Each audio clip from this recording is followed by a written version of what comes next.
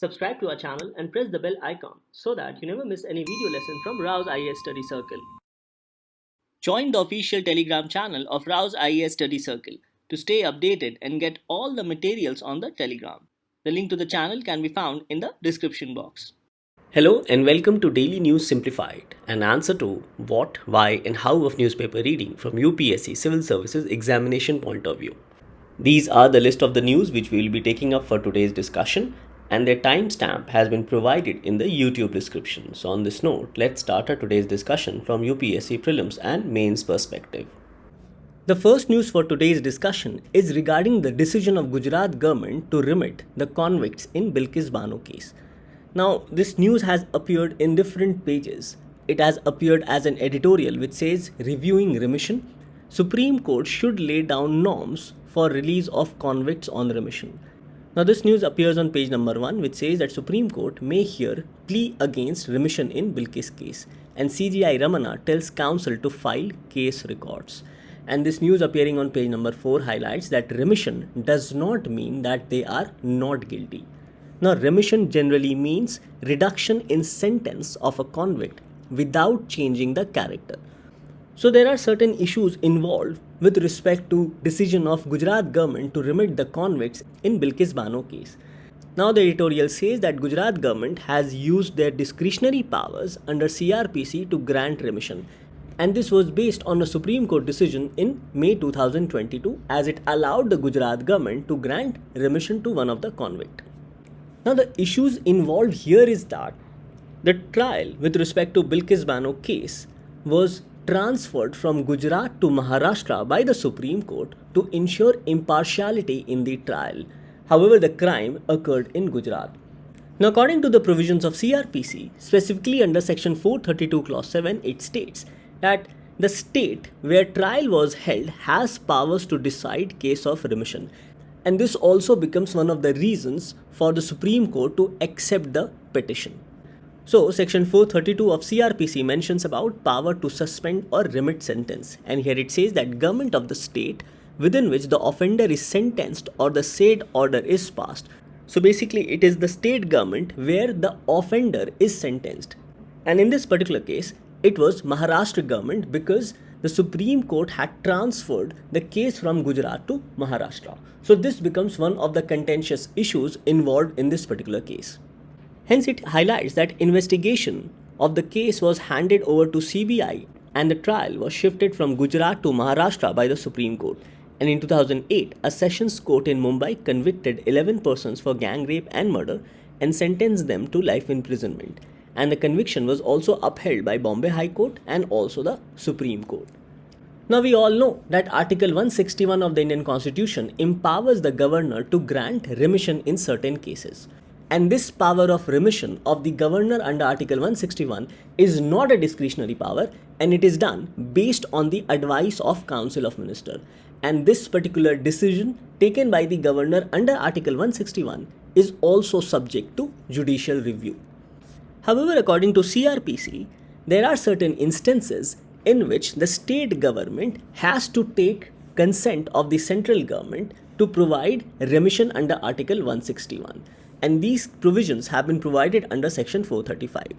So it says that the state government must act in consultation with the center to grant remission if the matter was investigated by CBI under the Delhi Special Police Establishment Act and in case of damage of property of the center. So here the case was investigated by CBI, and hence consultation with the center became mandatory according to section 435 of Cr.PC.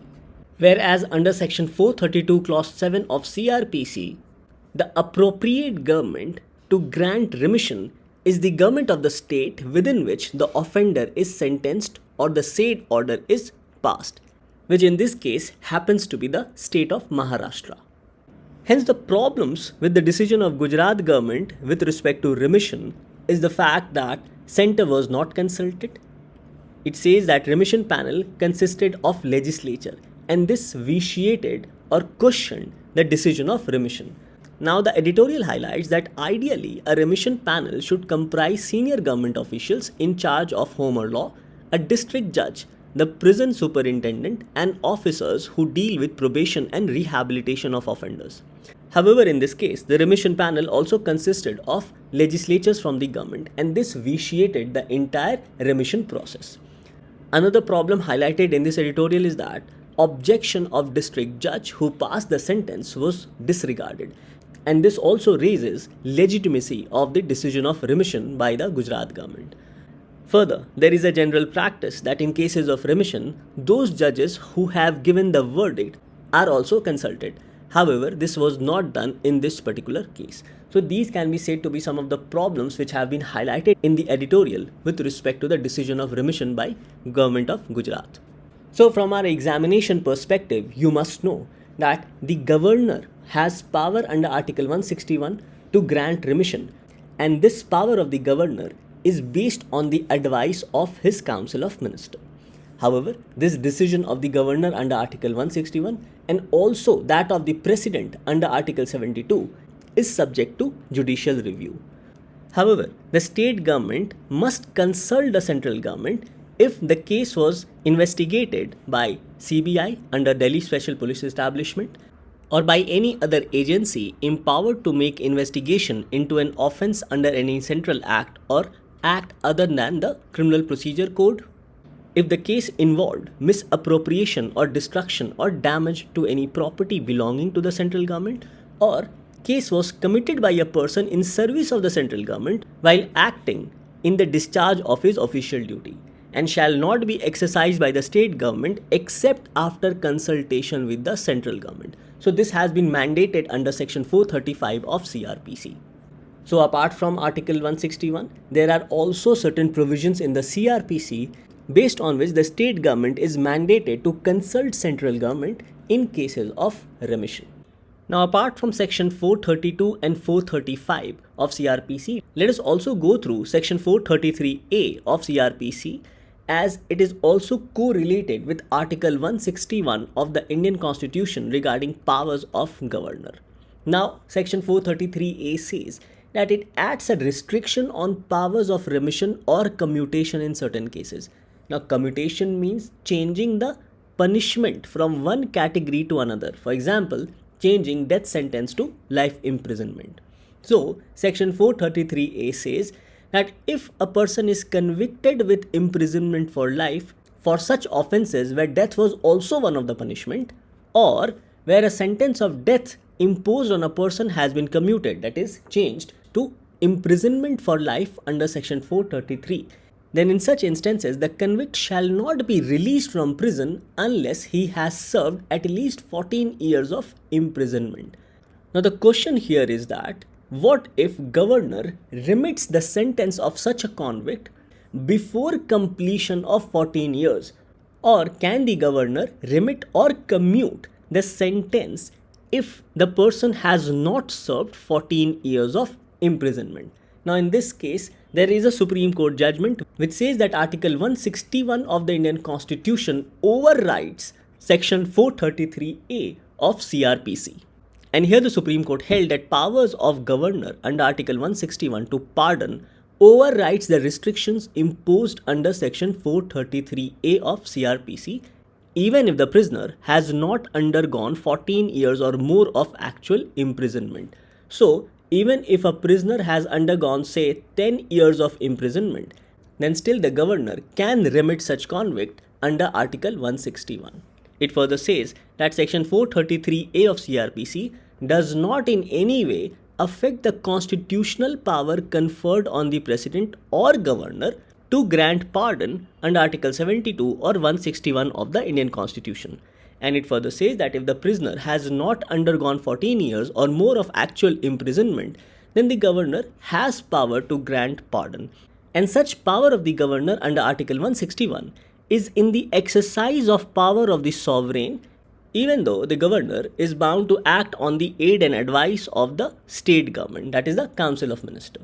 So this correlation between section 433A and 161 should also be understood from our examination perspective, and the fact that this power of governor and also the president of pardon under Article 72 and 161 is not a discretionary power, and this power has to be exercised based on aid and advice of the Council of Ministers.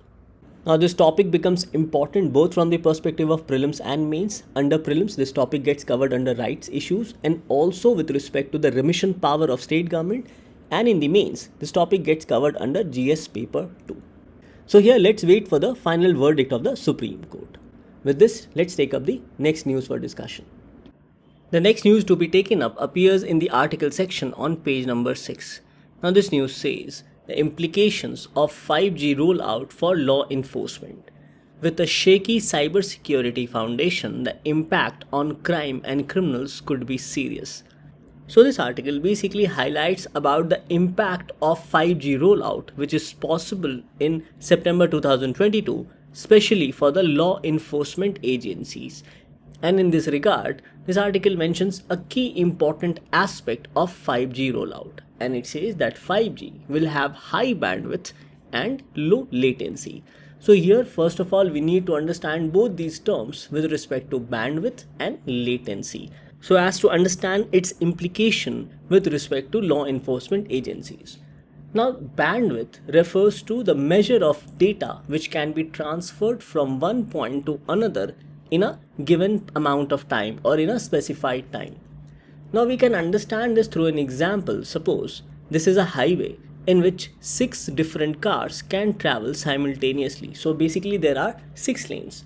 So when there are 6 lanes for 6 different cars, obviously these cars will reach from point A to point B simultaneously, say for example within 1 second. Now what we do is reduce these lanes to just single lane, and then we allow these 6 cars to travel on this particular lane. Obviously it will take more time. So this is the meaning of bandwidth. In this example, when we have only single lane, then the bandwidth is low, whereas when we have 6 lanes, then the bandwidth is high. Now this is what will happen with respect to 5G, as it will have high bandwidth or high capacity to transfer data from one point to another within a specific time. Now talking about latency, so it says that latency refers to how much time a signal takes to travel to its destination and back. Now suppose you have typed something on Google for searching purpose. An amount of time which the internet takes to retrieve your information with respect to your research refers to latency. So if the internet connection takes less time to retrieve your search, for example on Google, then we say that such internet connection have low latency, and typically 5G will have very low latency because of very high internet connection or very high internet speed. So it highlights that every time we search for something on Google or check social media by using internet, it sends a signal to the server to retrieve the information and bring it back to us. Since this usually happens pretty quickly, latency is measured in milliseconds. So latency for 5G will be very low and bandwidth for 5G will be very high. Just remember this concept with respect to 5G technology. So now after understanding about the concept that 5G will have high bandwidth and low latency, let us try to understand its implications, both positive and negative, that is both benefits and challenges, especially for the law enforcement agencies. Now this topic becomes important both from the prelims and mains perspective, and in the mains it gets covered particularly under GS paper 3 with respect to security and also technology, and also under GS paper 2 under the topic of governance. So let's go through some of the benefits of 5G rollout, particularly for law enforcement agencies. So it says that it will enhance efficiency, productivity and security of police personnel to access critical information in real-time basis, and this will also help to nab criminals because of increased speed provided through 5G technology. It further says that since 5G has high bandwidth and low latency, hence its adoption would ensure better performance of police devices such as body cameras, facial recognition technology, automatic number plate recognition, drones, CCTVs, etc. And it will also transmit clearer images. And all these will be possible with the help of high bandwidth and low latency, as high bandwidth will allow greater data to travel from one point to another, and low latency means this traveling time could be much faster and hence data could be retrieved in a much better condition, including better resolution while transferring images. It further says that 5G will also allow rapid and secure communication within the organization and also between civilians and emergency responders, that is, at times of emergencies also. And this will also allow the law enforcement agencies to communicate much quickly in case of any disaster. It further says that with the help of 5G, the police can remotely access and analyze crime data or data related to any criminal activity and also information from other infrastructure such as traffic lights due to high speed, that is high speed of internet connectivity because of 5G. And rollout of 5G technology will also lead to use of robotics, drones and cameras for greater surveillance purposes on a real-time basis. And this will allow the law enforcement agencies to take appropriate action if needed based on those camera feeds or surveillance feeds. So all these are highlighted as some of the benefits with respect to 5G rollout, particularly for the law enforcement agencies. However, there are certain challenges as well. And these challenges have been identified as challenges particularly for the law enforcement agencies, challenges with respect to cybersecurity and other technical issues pertaining to 5G rollout, and also concerns for citizens due to illegal activities by criminals because of extensive use of 5G technology. So let's look into these different challenges which the 5G rollout may pose for the law enforcement agencies. So the first point is that law enforcement agencies and telecommunication companies which will provide 5G technology must update their current infrastructure to best utilize the benefits emanating from 5G.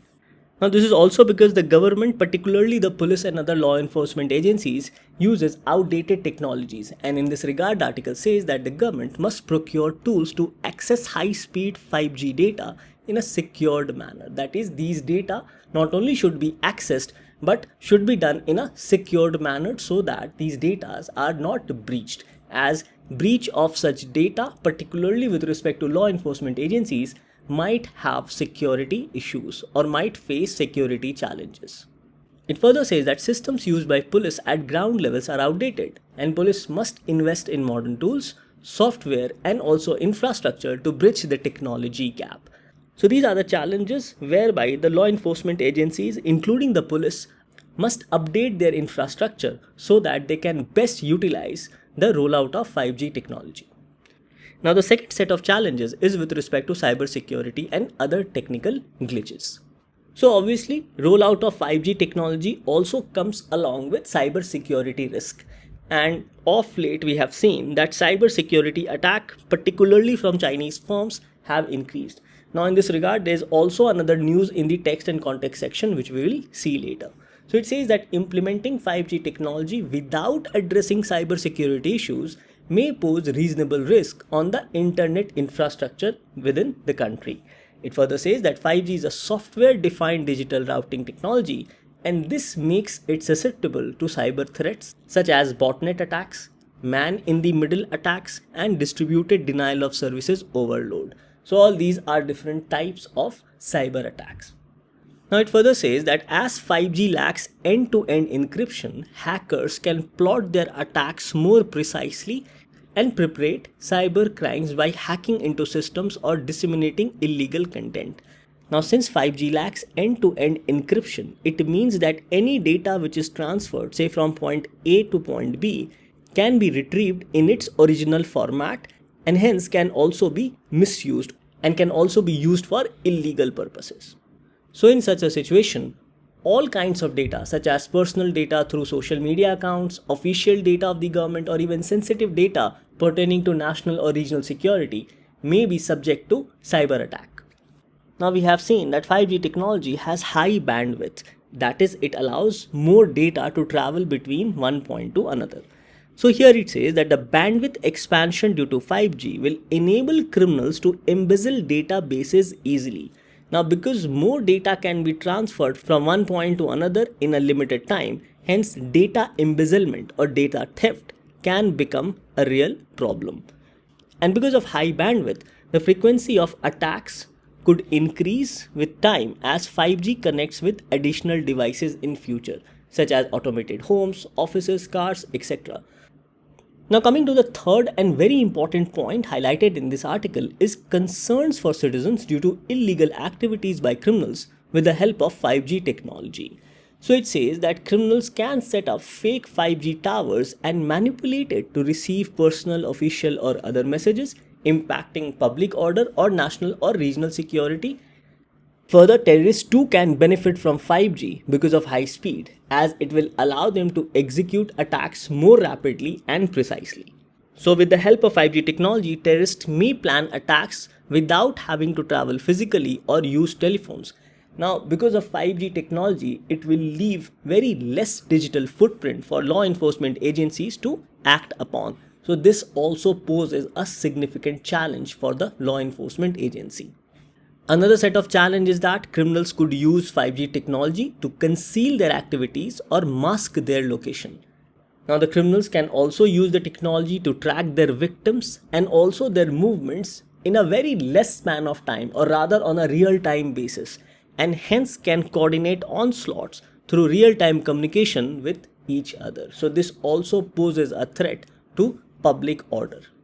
Other set of challenges is that criminals can also hack into Internet of Things devices and remotely commit crimes. So for example, they can hack into victim's vehicle and cause an accident in order to collect insurance money. Criminals can also hack into smart homes and smart cars to loot personal information or inflict physical injury.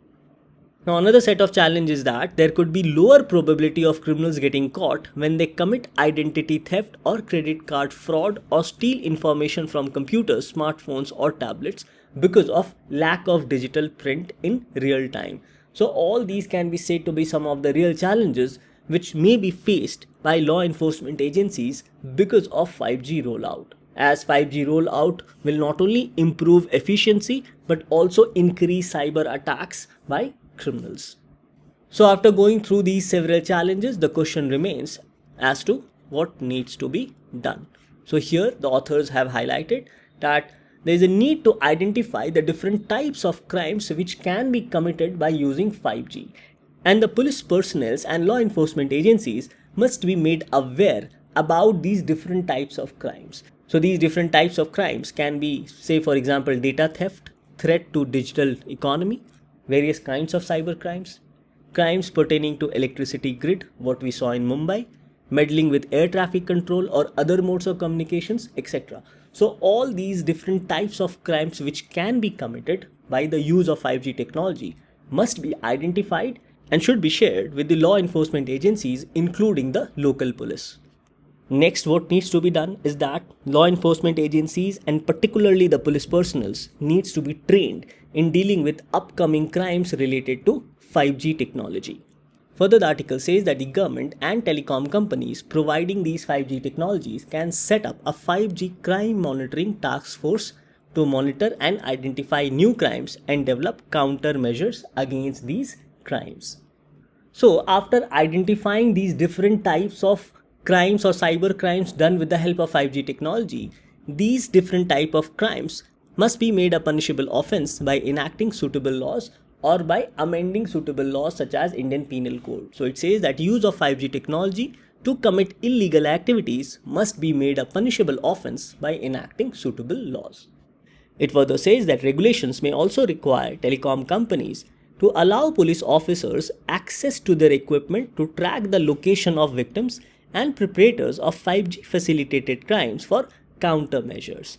So, overall, there is a need for preventive and also remedial measures to counter criminal activities which will be done with the help of 5G technology. So, it says that law enforcement agencies will have to evolve strategies to identify victims of 5G facilitated crimes, locate them, and also take action against the perpetrators of such crimes.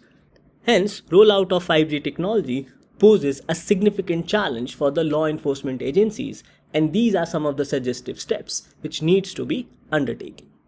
Thus, this article, particularly with respect to implications of 5G rollout for law enforcement agencies, becomes a very important article from the perspective of GS paper 3 and also GS paper 2.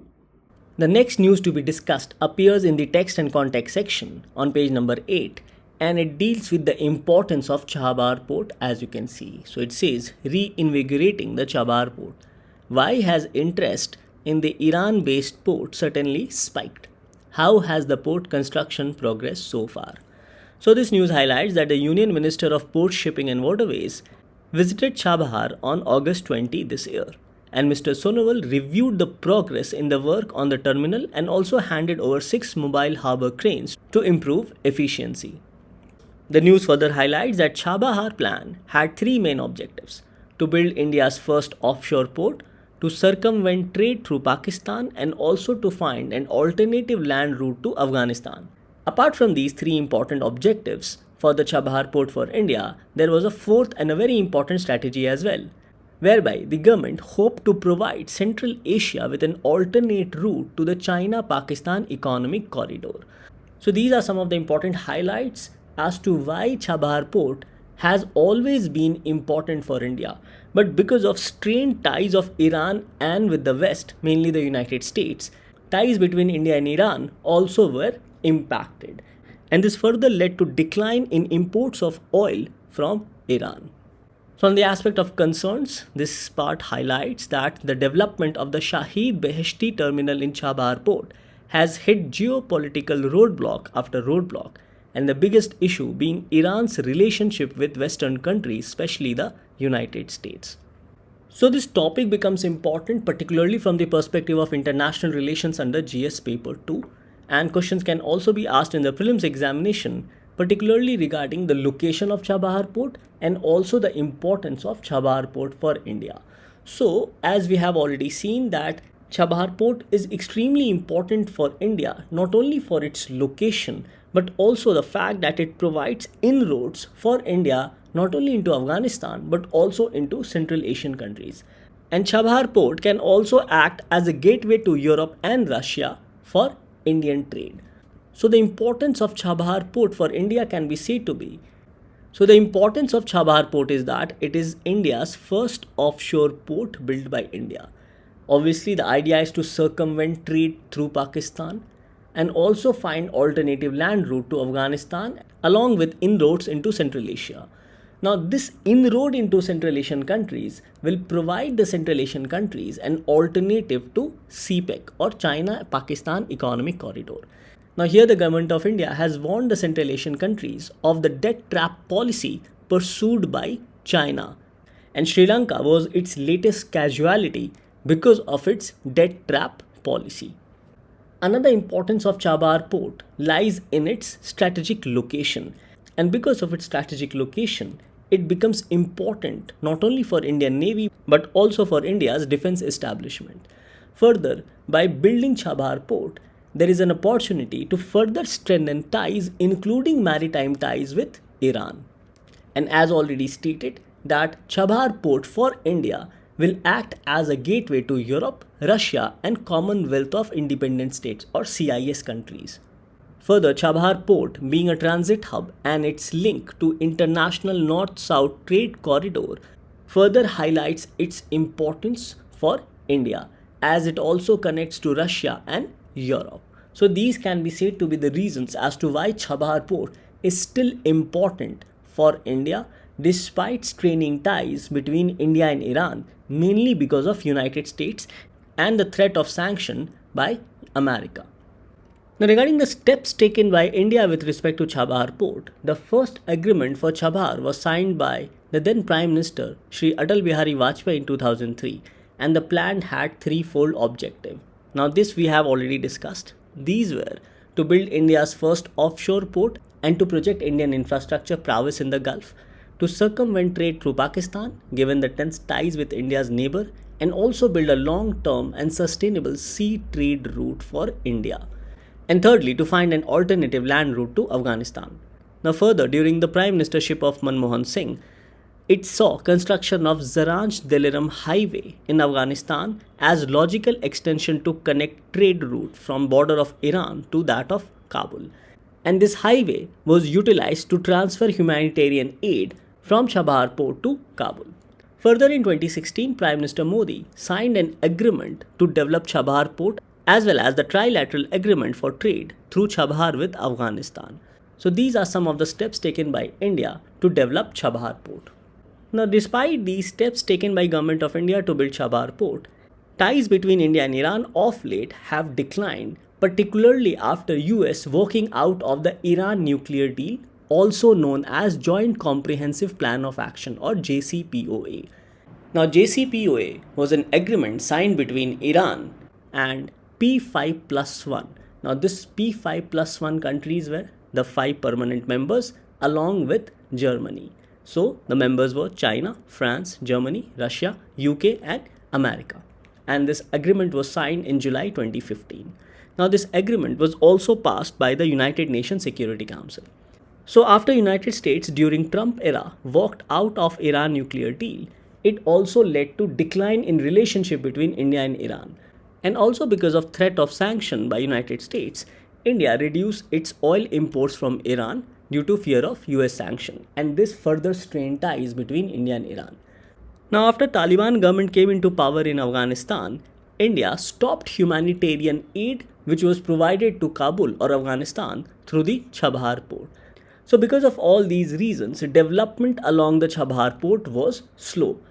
However, of late, the development in the Chabahar port for India has picked pace. Now look into this particular question asked by UPSC in the prelims of 2017. The question was, what is the importance of developing Chabahar port by India? Options were A. India's trade with African countries will enormously increase. B. India's relations with oil producing Arab countries will be strengthened. C. India will not depend on Pakistan for access to Afghanistan and Central Asia. And D. Pakistan will facilitate and protect the installation of a gas pipeline between Iraq and India. Now this becomes your practice question, and I am sure you will be able to answer this particular question. Now look into this question asked in the mains examination of 2018. The question was, in what ways would the ongoing US-Iran nuclear pact controversy affect the national interest of India? How should India respond to this situation?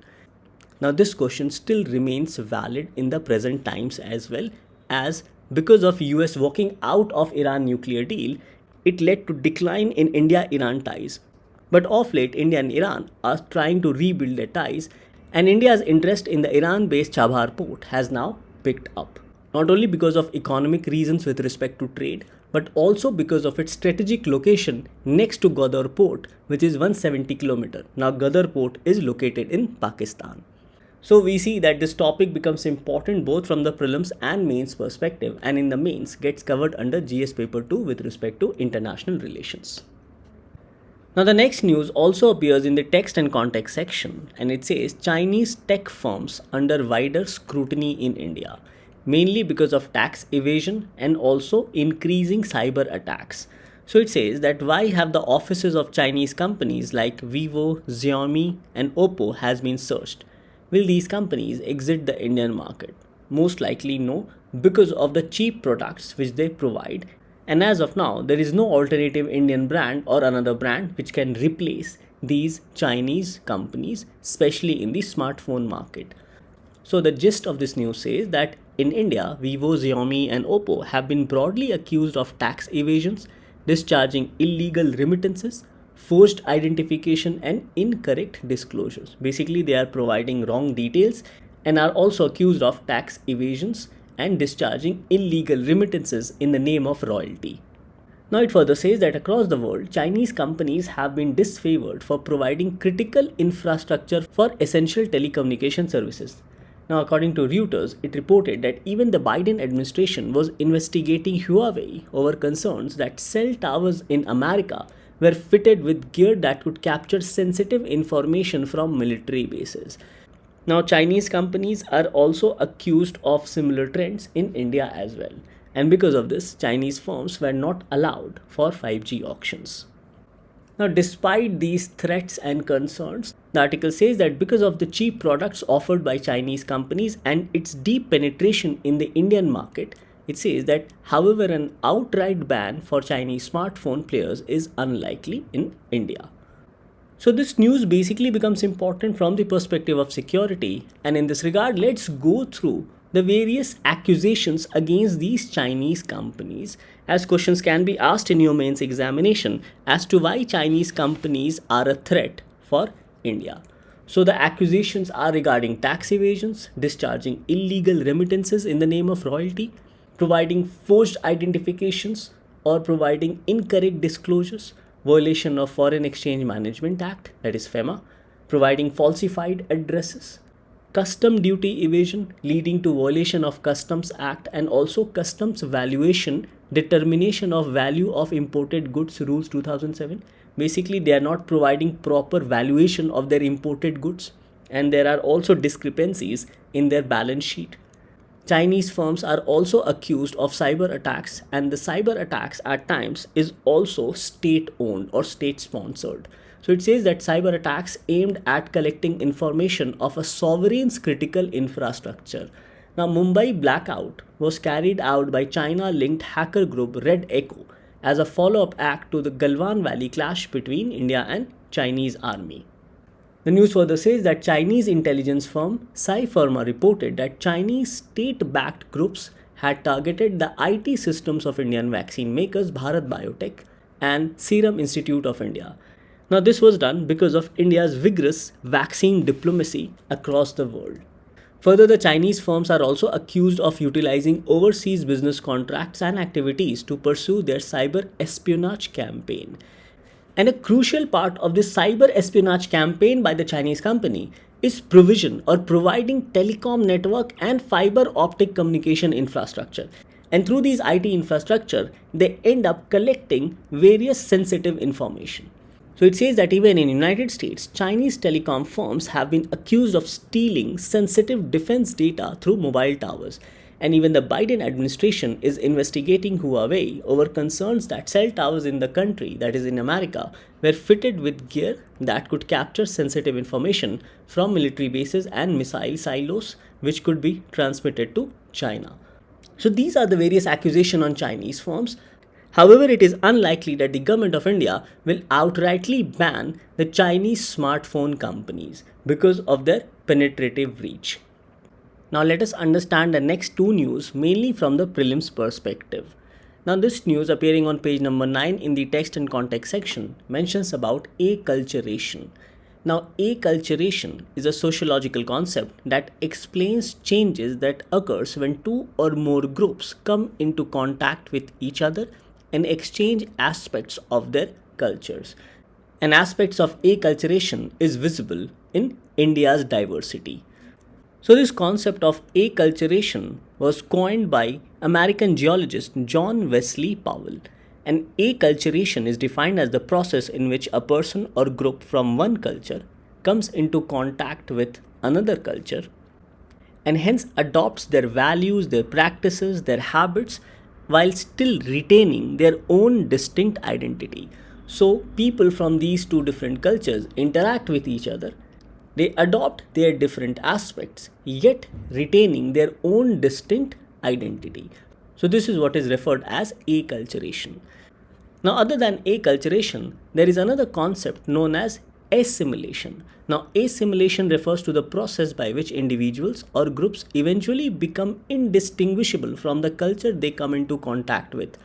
Here in assimilation, two communities from different cultures comes into contact with each other, and one community completely absorbs the culture of the other, removing its own distinct identity. So assimilation is a one-way process, whereas acculturation is a two-way process. So it says that assimilation is a one-way process in which one group takes over the culture and identity of the other and becomes part of that particular group.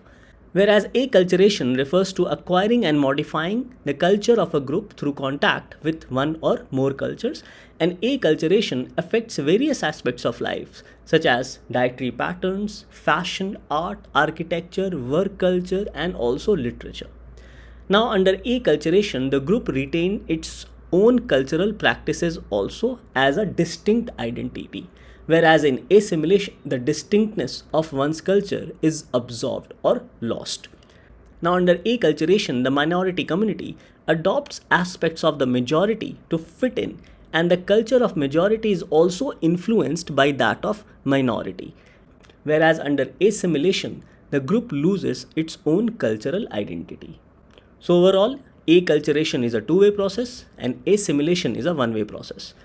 Example of acculturation can be caste systems within Islam, which emerged after coming in contact with Hindu caste system. An example of assimilation can be Oraon and Ron tribes that have assimilated themselves completely into Hindu societies. Now, other than assimilation, the news also provides for other terms such as marginalization, integration, and transmutation. So it says that assimilation is just one of the many eventual outcomes of acculturation. And depending on strategies adopted by individuals or group of a community involved in a cultural exchange, acculturation may result in either rejection, integration, marginalization, or transmutation. So, regarding marginalization, it highlights that it occurs when individuals or groups barely interact with that cultural group and that cultural group is marginalized or remains isolated from the majority community. So, that is a condition of marginalization. So, it says that this strategy results in isolation of the person or group, pushing them aside to corners of the society, forgotten by the rest. And in a society where cultural exclusion is practiced, it becomes almost impossible to interact and integrate with a different cultural group due to barriers created between the two communities. It then highlights about integration. So, an individual or a group adapts to a new culture while maintaining their original culture also. So, under integration, adaptation takes place with a new culture, but the original identity is also maintained. So here cultural adoption is considered significant for smooth functioning of the society. Such a strategy is used in a multicultural society with a relatively high proportion of minority groups. So individuals or groups who use this strategy, that is integration, can easily switch between different cultures by absorbing certain aspect of their culture yet maintaining their original culture also. Now transmutation is the process in which importance is placed on both aspects of culture, maintaining one's own culture while also adopting aspects of a new culture. But instead of integrating and switching between two codes or cultures, the cultures in transmutation are amalgamated into by creating into a single culture. So under transmutation, two different cultures interact and communicate with each other, and after blending, they create their own set of cultures, which is a blend of both these cultures. So it says, instead of integrating and switching between two different cultures, the cultures under transmutation are amalgamated into creating a new one. Thus, a unique blend of two cultures creates a new culture that is accepted by both individuals or groups. So under transmutation, this new culture is acceptable by both these cultures. So these are some of the important terms, particularly from sociology, and these terms can be asked in your prelims examination. As of late, we have seen that UPSC is asking number of questions based on these terms. Now the last news for discussion appears on page number 12, and it is with respect to Project Sing. So this news says that tensions mar a mission to Tiangong. IIA scientists, that is scientists of Indian Institute of Astrophysics, are worried that LAC standoff between India and China will come in the way of their payload boarding China's space station. So Indian scientists were supposed to board Chinese Tiangong space station to install an Indian-made spectroscope on the Chinese space station. So Tiangong is a Chinese space station, and two of its modules have been placed in the low Earth orbit between 340 and 450 kilometers above the Earth's surface. So scientists at Indian Institute of Astrophysics in Bengaluru were among the 9 groups selected from 42 applicants in 2019, which were a part of United Nations-led initiative that invites research teams from all over the world to compete for an opportunity to design payloads which will be shuttled to Tiangong aboard rockets of the Chinese manned space agency. However, Indian scientists are worried that Ministry of External Affairs will not allow them to aboard the Tiangong space station because of the increasing conflict between India and China.